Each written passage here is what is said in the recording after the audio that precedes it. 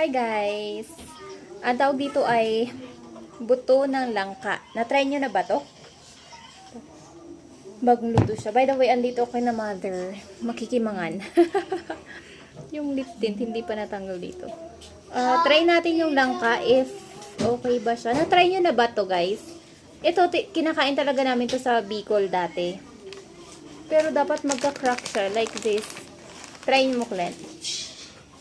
Shout out sa mga nakapag-try nito. Masarap yan. Try mo nga. Na-try mo. Uy! Huwag kang aapak sa gasol. May upuan. Huwag din dyan. Ito. Okay. Yan na natin. Masarap siya, guys.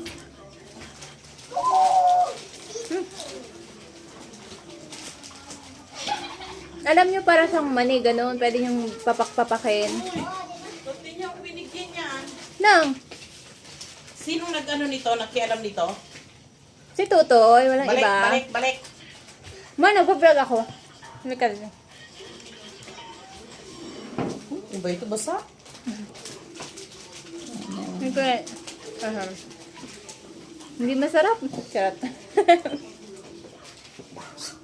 Ayusin nyo na nga yan. Tingnan Yung mo, lasa hindi niya ako- guys, hindi siya masyadong matamis. Hindi rin masyadong...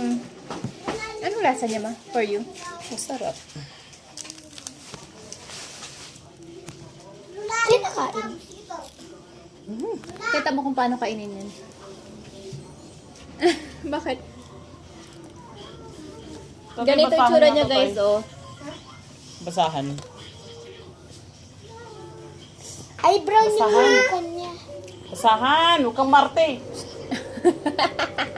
Uy, Ganito siya, guys. wala para siyang mani. Malambot. Malambot.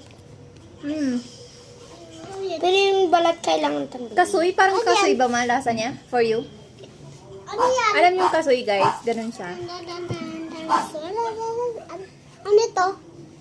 Boto. Buto ng langka. Uy, malambot.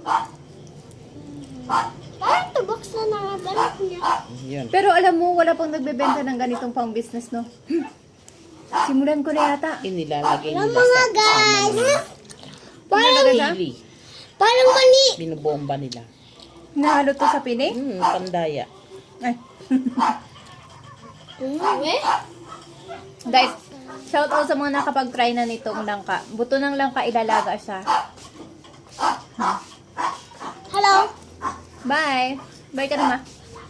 Pakita ko, ma. Magbabay ka. Sabi mo, bye.